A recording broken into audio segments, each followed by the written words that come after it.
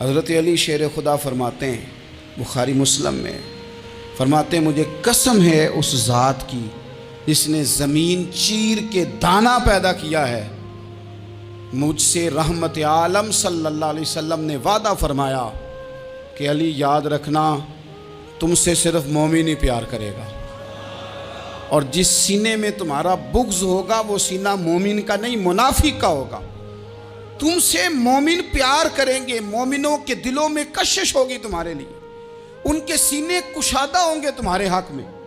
حضرت مولا علی شیر خدا کی محبت، ان کا نام آئے تو دل ٹھنڈا ہو جائے، آنکھوں میں روشنی آئے، چہرہ روشن ہو جائے، تو معنی یہ ہے کہ ایمان مضبوط ہے دل میں۔ اور اگر بندہ کمزور ہونے لگ جائے، اگر اس کی کیفیات کوئی اور رنگ پیش کریں، تو معنی یہ ہے کہ ایمان سینے میں مضبوط نہیں ہے۔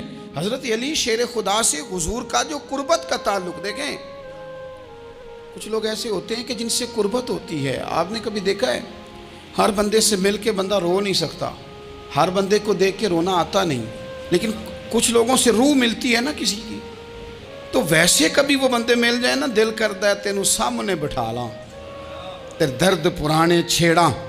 کچھ لوگ ایسے ہوتے ہیں جن کے ساتھ حضور تشریف فرما ہیں، حضرت علی شیر خدا کہیں گئے ہوئے ہیں، تو محبوب کیا فرماتے ہیں؟ فرماتے ہیں اللہ اس وقت تک میرے پاس حضرت اسرائیل کو نہ بھیجنا جب تک میں علی سے ملاقات نہ کر لوں۔ دعائیں ہو رہی ہیں کہ میری جب تک ملاقات نہ ہو جائے میرا جانے کا وقت نہ آئے، مشکات میں حدیث موجود ہے۔ تو سرور کائنات علیہ السلام کا جو ان کے ساتھ قربت ہے، حضور کا جو ان سے پیار ہے، حضور نے ہر مہاجر کو ایک انصاری کا بھائی بنایا، انصار کے اندر حضور نے بھائی چارہ قائم فرمایا، اور یہ تاریخ کا وہ والا بھائی چارہ ہے جس کی نہ اس سے پہلے کوئی مثال ہے، نہ قیامت تک دوبارہ کوئی مثال دی جا سکتی ہے۔ بھائی جب سگے بھائی جب شادی شدہ ہو جاتے ہیں نا، تو ان کی اپنی اپنی جیبیں ہو جاتی ہیں، اپنی اپنی گفتگو ہو جاتی ہے۔ 6 ماہ کے بچے کے بارے میں بھی وہ کہنے لگ جاتے ہیں میں نے بچوں کا بھی تو کچھ بنانا ہے نا۔ انہیں بالکل اب وہ چیزیں نظر آنی بند ہو جاتی ہیں جس میں والدین اور بہن بھائی شامل ہوتے ہیں، وہ کہتے ہیں میرے بھی تو بچے ہیں۔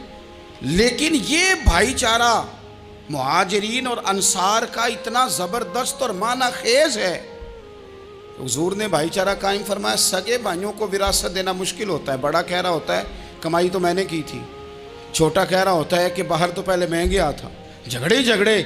لیکن یہ تاریخ اسلامی کا وہ بھائی چارہ ہے کہ جن میں برادری، قبیلہ، رنگ، نسل، علاقہ ایک نہیں، پر ہزاروں قومیں وجود میں آئیں، دہر میں خشک و تر کے رشتے سے ہم نے بنیاد دوستی رکھی، یاد خیر البشر کے رشتے سے۔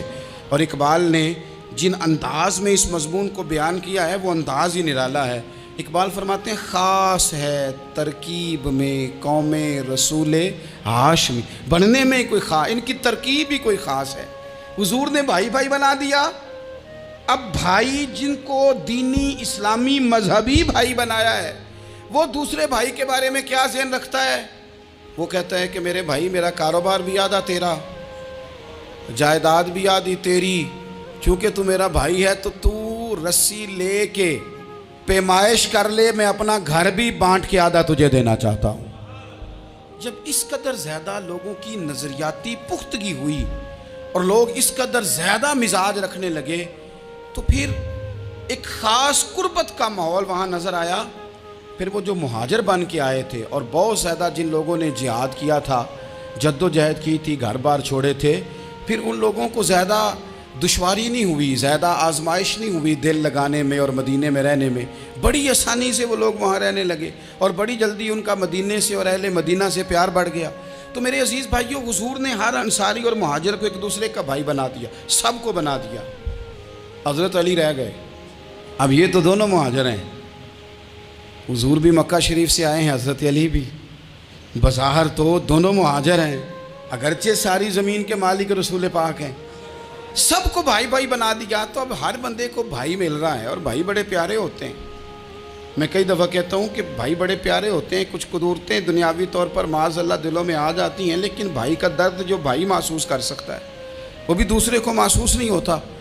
تو حضرت علی جب کسی کے بھائی نہیں بنائے گئے تو رو ہی پڑے، اتنے دلیر بندے تھے، پر بھائی کی ضرورت بندہ اتنی محسوس کرتا ہے۔ اس کو بھائی سے لگاؤ اتنا زیادہ ہوتا ہے کہ مولا علی رو پڑے، مشکات میں موجود روئے۔ حضور نے فرمایا کیوں روتے ہو؟ عرض کی حضور آپ نے سب کو ایک دوسرے کا بھائی بنایا ہے، میں رہ ہی گیا ہوں، مجھے کسی کا بھائی نہیں بنایا۔ اب وہ آنسوؤں میں لپٹی ہوئی وہ بات حضرت علی نے عرض کی تو محبوب نے فرمایا علی انت اخی فی الدنیا والآخرہ، فرمایا علی تو میرا بھائی ہے اور نرا دنیا میں نہیں، تو دنیا اور آخرت میں میرا بھائی ہے، تو میرا بھائی ہے دنیا میں بھی اور آخرت میں۔ تو حضرت مولا علی شیر خدا کرم اللہ تعالی وجہہ الکریم کے جو فضائل ہیں، جو ان کے خصائص ہیں، ان کی جو فضیلت کی باتیں،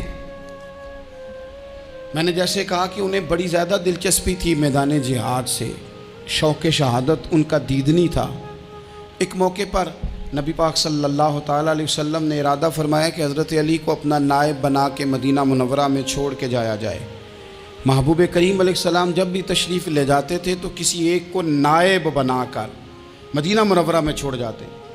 حضرت عبداللہ ابن مختوم رضی اللہ تعالیٰ عنہ کو بھی ایک دفعہ حضور چھوڑ کے گئے، تو ایک جنگ کے موقع پر محبوب نے حضرت علی شیر خدا سے کہا کہ آپ کو میں اپنا نائب بنا کے یہاں چھوڑ کے جاتا ہوں۔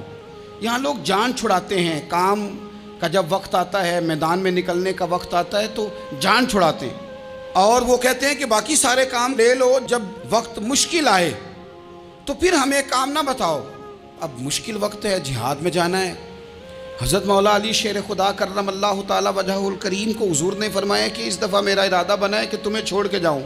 تو حضرت علی کو چھوڑ کے جایا جا رہا ہے، ان کو مدینے میں رہنا ہے، میدان میں نہیں جانا۔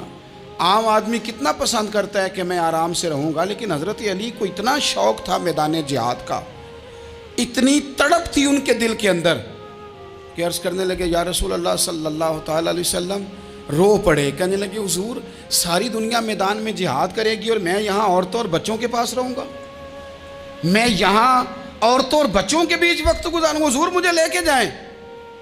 تو وہاں بھی حضور نے محبت کی بات سمجھائی، فرمایا علی جب حضرت موسیٰ کوہ طور پہ گئے تھے تو اپنے بھائی جناب ہارون کو چھوڑ گئے تھے، تو تم بھی تو میرے لیے اسی طرح ہو نا جس طرح موسیٰ کے لیے ہارون تھے۔ لیکن فرمایا یہ یاد رکھنا میرے بعد نبی کوئی نہیں، حضرت موسیٰ بھی نبی ہیں اور جناب ہارون بھی نبی ہیں علیہم السلام، لیکن وہ انہیں چھوڑ کے گئے تھے، میں تمہیں چھوڑ کے جا رہا ہوں۔ ایک بات اپنے ذہن کے اندر بٹھانا کہ میرے بعد کوئی نبی نہیں آئے گا۔ تو عزیز بھائی حضرت مولا علی شیر خدا کا جذبہ جہاد، اچھا پھر میں نے دیکھا ہے جس زمانے میں میں اور آپ رہ رہے ہیں، اس زمانے میں لوگ کمزور ہوتے جا رہے ہیں نفسیاتی طور پر، ڈری ڈری سی باتیں لوگ کرتے ہیں، سہمے سہمے سے جملے بولتے ہیں، اور یہ ہر بندے کا اپنا الگ ڈر ہے۔ دانشوروں نے لکھا ہے کہ غریب آدمی کا ڈر تھوڑا ہوتا ہے اور جو اونچے عہدے پہ چلا جائے اس کا ڈر، یعنی زیادہ ہاتھ اپوزیشن کے نہیں بندے ہوتے، حکومت کے بندے ہوئے ہوتے ہیں۔ لوگوں کو ساتھ لے کے اپوزیشن نے نہیں چلنا ہوتا، حکومت نے چلنا ہوتا ہے۔ تو حکومت میں جب لوگ ہوتے ہیں تو ان کے اندر کمزوری آ جاتی ہے، جب آپ بڑے عہدے پہ چلے جاتے ہیں تو آپ کی مجبوریاں بھی بڑی ہو جاتی، ہر آدمی کہیں نہ کہیں کمزور پڑتا ہے۔ اور ہمارے ہاں تو لوگ ذرا بیمار ہو گئے تو گئے، اور آج کل جو سب سے بڑا مسئلہ ہے وہ یہ ہے کہ لوگ کیا کہیں گے، اور لوگوں نے بڑے بڑے لوگوں کو پاگل کر دیا ہے، بڑے بڑے لوگوں کو۔ ہمارے علماء نے ایک بات لکھی ہے کہ ایک دفعہ نا ایک استاد صاحب سبق پڑھانے کے لیے آئے تو طالب علموں نے ارادہ کیا کہ آج استاد جی کو بیمار کرنا ہے۔ یہ جو آپ کے مشیر ہوتے ہیں نا ارد گرد، ان کی پڑتال بھی بڑی ضروری ہوتی ہے کہ یہ خبر کون سی لے کے آ رہے ہیں اور یہ کس طرح سے گائیڈ کر رہے ہیں۔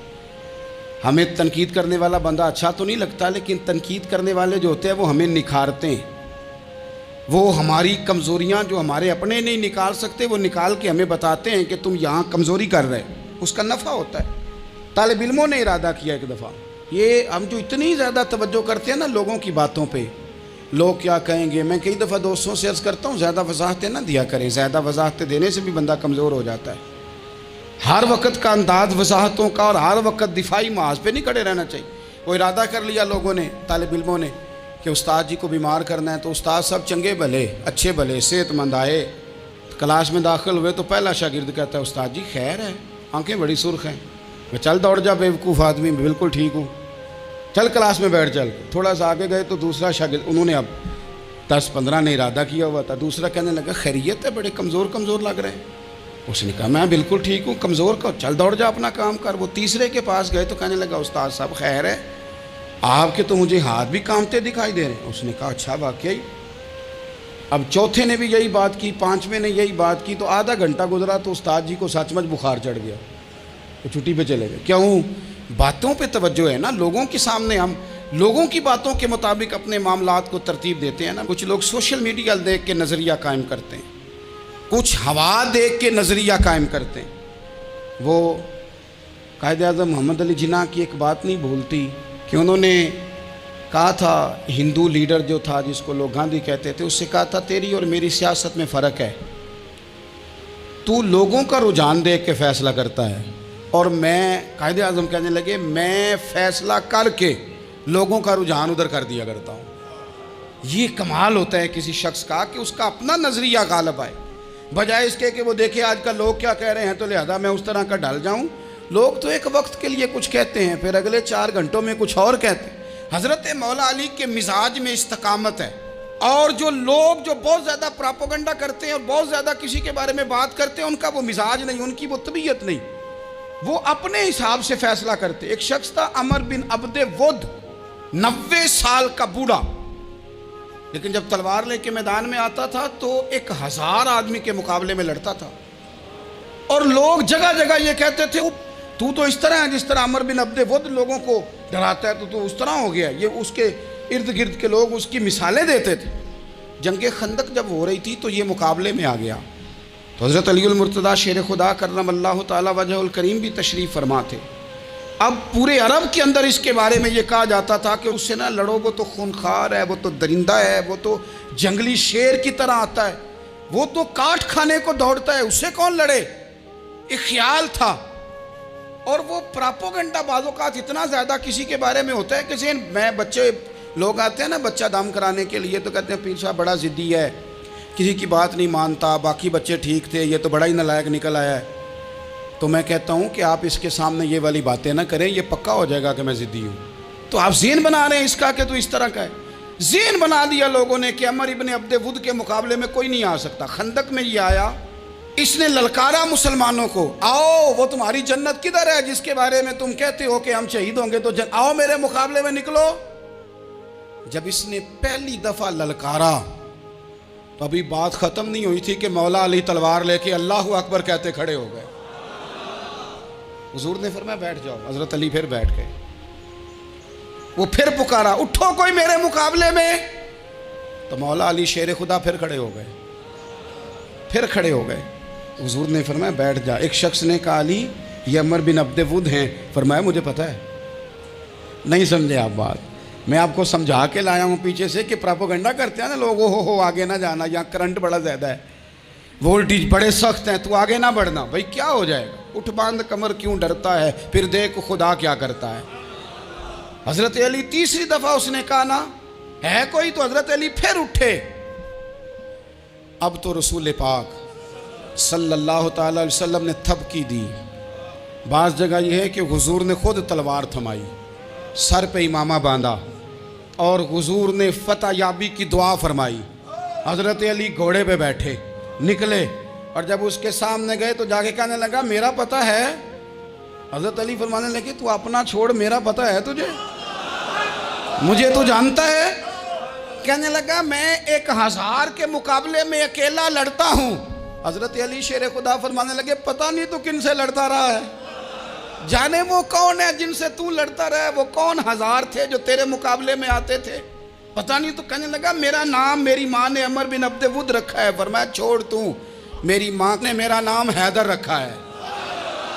کہنے لگا تیری عمر چھوٹی ہے، کوئی بڑا لا۔ فرمانے لگے یہ تو جب پنجے میں پنجہ ملے گا تو پتہ چلے گا عمر کس کی چھوٹی ہے، ابھی تو کہانیوں سے متاثر کرنا چاہتا ہے، تو چاہتا ہے کہ تو پریشر ڈالے اور میں تیری بات سنوں، تو مقابلے میں آ، ڈینگے نہ مار، کہانیاں نہ سنا، دیواریں ہلتی رہتی ہیں اور در کانپ جاتا ہے۔ علی کا نام سن کے اب بھی خیبر کانپ جاتا ہے۔ تو مقابلے میں آ، تو باتیں بنا رہا ہے، کہانیاں سنا رہا ہے۔ وہ کہنے لگا تو بچہ ہے، میں چاہتا نہیں تیرا خون بہاؤں۔ تو حضرت علی کہنے لگے میں بڑے دن سے پریشان ہوں کہ کسی بے ایمان کا خون بہایا کیوں نہیں، میرا بڑا دل کر رہا ہے تیرا خون بہاؤں۔ اس نے بڑی زوردار ضرب لگائی، غصے میں اتنا پاگل ہوا، کیونکہ اس کے بارے میں معروف تھا کہ وحشی مزاج آدمی، اتنا سخت پاگل ہوا غصے میں، اس نے اپنے گھوڑے کے پیر کاٹ ڈالے، پہلے تلوار گھوڑے کو دے ماری، اس کو کاٹ کے دوڑا۔ یہ کیوں کرتے تھے لوگ؟ عرب کے لوگ اس وقت یہ کام کرتے تھے کہ ہم نے گھوڑا ہی مار ڈالا ہے تاکہ ہم بھاگ نہ سکیں۔ کہتے ہیں نا کشتیاں جلا دی ہیں کہ اب واپس جانے کا راستہ ہی بند ہو جائے، گھوڑے کے پیر کاٹ ڈالے کہ بھاگنا نہیں، اور بڑی زور سے اس نے ضرب لگائی حضرت علی پر۔ حضرت علی نے جب روکی تو وہ ڈھال ٹوٹ گئی حضرت مولا علی، اور آپ کے امامے کو اس کی تلوار بھی لگی۔ آپ نے فرمایا دکھا لیا تو نے زور، اب میری باری ہے۔ حضرت مولا علی شیر خدا کا قد بظاہر چھوٹا تھا، صحابہ کہتے ہیں ہم دور سے دیکھ رہے تھے، اللہ اکبر کہہ کے تھوڑا سا زمین سے وہ اٹھے، تھوڑا سا اٹھے، اور پھر دوبارہ نہیں انہیں تلوار چلانی پڑی، ایک ہی ضرب لگائی اور اس کے 2 ٹکڑے کر کے اسے زمین پہ پھینک دیے۔ تو عزیز دوست، آپ یاد رکھیں گے اس بات کو کہ اپنی زندگی کے اندر مروب ہونا چھوڑ دیں۔ روب میں تاتاریوں نے مسلمانوں کو مروب کر لیا تھا، روب ڈال لیا تھا کہ ہم بہت بڑے لوگ ہیں۔ یہی آج ہمارے ساتھ بہت سارے لوگ کرتے ہیں، دلوں میں روب آ جاتا ہے، امیر رشتہ دار کا، فلانے کا، فلانے کا، پھر وہ جو مرضی کرتا ہے۔ تاتاریوں کی ایک بی بی، وہ کیا کرتی، وہ 9-10 مسلمان نوجوانوں کو سڑک پہ کھڑا کر جاتی، کہتی ادھر کھڑے ہونا، میرے آنے تک ہلنا نہ، جوان ہے لیکن روب ہے نا کہ یہ بڑے وحشی ہیں۔ اکیلی بی بی اندر جاتی، تلوار لے آتی، اور وہ کھڑے ہیں، وہ بھاگے بھی نہیں، اتنا ڈر گئے، ٹانگیں کانپ رہی ہیں، بھاگنے کی بھی جرت نہیں کر رہے۔ تسلی سے گئی ہے، تلوار لے کے آئی ہے، اور اس نے 9 جوان مسلمانوں کے گلے کاٹ دیے۔ اس روب سے نکلیں باہر، نوجوانوں سے کہتا ہوں نکلو۔ اور جن لوگوں نے دنیا میں انقلاب برپا کیا وہ غریب گھروں کے تھے، وہ لوگ تھے کہ جو بظاہر کسی بڑے قبیلے سے نہیں تھے۔ آپ محنت کریں، تعلیم حاصل کریں، جد و جہد کریں، مشقت کریں، اپنی زندگی میں کچھ مقاصد کے حصول کے لیے آگے بڑھیں۔ اور اگر آپ کہیں کہ دائیں بائیں میرے فلاں آدمی مجھے یہ مشورہ دے رہا ہے، تو کچھ لوگ دنیا میں باتیں کرنے آئے ہیں، انہوں نے باتیں کرنی ہیں اور بڑا فائدہ ہوتا ہے، ان کو باتیں کر لینے دیں، ان کو کرتے رہنے دیں۔ کام کرنے والا بندہ کام کرتا ہے اور کرتا ہی چلا جاتا ہے، وہ منزل تک پہنچ جاتا ہے۔ تو حضرت علی کے مزاج میں دلیری ہے، ہمت ہے، ایک بات، اور دوسری بات دانائی، حکمت۔ یہ جو ہمارے فیصلے ہیں نا جذباتی، اور جناب آج فلانے نے یہ کہہ دیا تو میرا پروگرام یہ بن گیا، تو پھر کل کسی نے اور کچھ کہہ دیا تو میرا پلان اور بن گیا۔ میں سب سے زیادہ ان لوگوں کے حق میں پریشان ہوتا ہوں جو سویرے کچھ اور کہتے ہیں، دوپہر کو کچھ اور کہتے ہیں، شام کو کچھ اور کہتے ہیں۔ بھئی آپ کا کوئی نظریہ ہونا چاہیے، کوئی ویژن ہونا چاہیے زندگی میں، آپ کے اندر کوئی حکمت اور دانائی ہونی چاہیے۔ اس کے لیے کیا کرنے کی ضرورت ہوتی ہے؟ اس کے لیے ضرورت ہوتی ہے کہ آپ کا ذہن ایک طرف ہو۔ میرے اسا فرمایا کرتے تھے زندگی میں ایک کام کر لو پر صحیح کر کے کر لو۔ ہم نے تو سارے کام کرنے ہیں۔ آج کل ہر بندہ صحافی ہے، ہر بندہ تجزیہ نگار ہے، ہر بندہ سیاستدان ہے، ہر بندہ ہی مفتی ہے، ہر بندہ ہی جناب واعظ ہے، ہر بندے کے پاس ہی کچھ مسئلے۔ اس کا نقصان یہ ہے کہ کسی کے پاس بھی کچھ نہیں۔ وہ کسی درویش نے کہا تھا کہ جب سب لیڈر ہوں تو سمجھو کوئی لیڈر نہیں، کیونکہ سارے جو لیڈر ہو گئے۔ میرے عزیز، ایک طرف ذہن کو رکھیں اور اپنے اس کام میں کمال پیدا کریں۔ حضرت مولا علی شیر خدا کو اللہ نے حکمت دی تھی۔ نبی پاک صلی اللہ تعالی وسلم کے صحابی حضرت عبداللہ ابن مسعود رضی اللہ تعالیٰ عنہ فرماتے ہیں، امام ابو نعیم نے لکھا ہے کہ حضرت عبداللہ ابن مسعود فرماتے ہیں نبی پاک صلی اللہ علیہ وسلم نے فرمایا اگر حکمت کے 10 حصے کیے جائیں نا، دانائی کے 10 حصے کیے جائیں، تو اس میں سے 9 حصے اللہ تعالیٰ نے حضرت علی کو عطا فرمائے، اور ایک حصہ باقی لوگوں کو ملا ہے۔ دانا تھے، معاملہ فہم تھے۔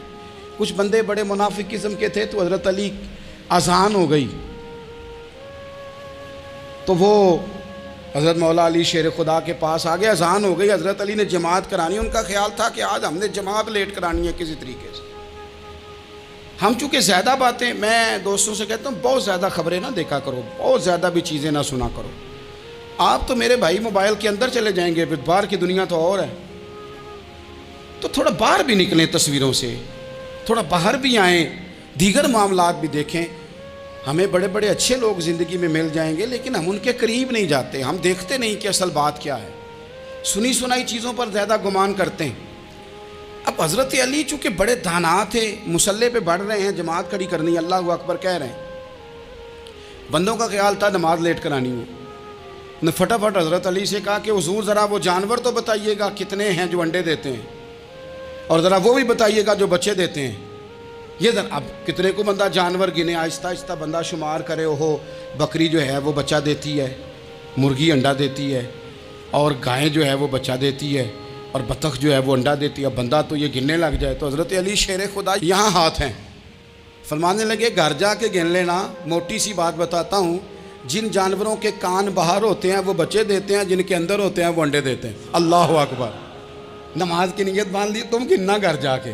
موٹی سی بات بتا دیتا ہوں، وہ صاحب کہتے ہیں میں حضرت علی رضی اللہ تعالیٰ عنہ کو الجھانے آیا تھا، میں خود بڑا الجھ گیا۔ یہ کیا ماجرا ہے، کیا معمہ ہے کہ دو فکروں میں انہوں نے بات کو سمیٹا اور کمال کر دی۔ کہنے لگے گھر جا کے گننا، یہاں ٹائم نہیں، نماز کا وقت ہے، بس جن کے کان اندر ہے نا وہ انڈے دیتے ہیں، اور جن کے باہر ہیں وہ جا کے حساب کرنا۔ آپ ڈھونڈ لیں، تلاش کر لیں، چلے جائیں ماہرین کے پاس، پر شیر خدا شیر ہی ہے۔ حضرت مولا علی کے جملوں میں کمال ہے، ان کی دانائی، ان کا تدبر، ان کی حکمت، ان کا فہم، ان کی فراست، ان کا کمال۔ ایک شخص بڑی دور سے آیا، اس نے کہا حضور مجھے نا لمبی باتیں یاد نہیں رہتی، 2 باتیں بس بتا دیں میں عمل کروں تو زندگی بن جائے، 2 باتیں۔ تو حضرت علی فرمانے لگے لمبی امیدیں نہ لگانا، لمبی امیدیں نہ لگانا، موت کا پتہ نہیں کب آ جائے گی۔ منصوبہ بندی ضرور کرنا آنے والی نسلوں کے لیے، اپنی ذات کے لیے لمبی امیدیں نہ باندھنا، یہ بھی کر لوں گا، یہ بھی کر لوں گا۔ ہم ریٹائر نہیں ہوتے زندگی بھر، پلان پہ پلان، پلان پہ پلان۔ تو اگر ہم پلان کر رہے ہوتے ہیں تو جو ہمارے نیچے ہوتے ہیں وہ ہمیں ریٹائر کرنے کا پلان کر رہے ہوتے ہیں۔ اولادیں تک والدین کو کمزور کرنے کے در پہ ہوتی ہیں کہ اب یہ ہٹے تو ہماری باری آئے۔ حضرت علی فرمانے لگے 2 کام، ایک تو لمبی امید نہ باندھنا، اور دوسرا فرمایا اپنے نفس کی خواہش کی پیروی سے بچنا۔ دنیا میں رسوا وہ لوگ ہو جاتے ہیں جو اپنے نفس کی خواہش کی پیروی کرتے ہیں، وہ بزدل ہو جاتے ہیں جو خواہشات نفسانی کے پیچھے بھاگتے ہیں۔ یہ کام نہ کرنا، تو دانائی اللہ تعالیٰ نے انہیں دی۔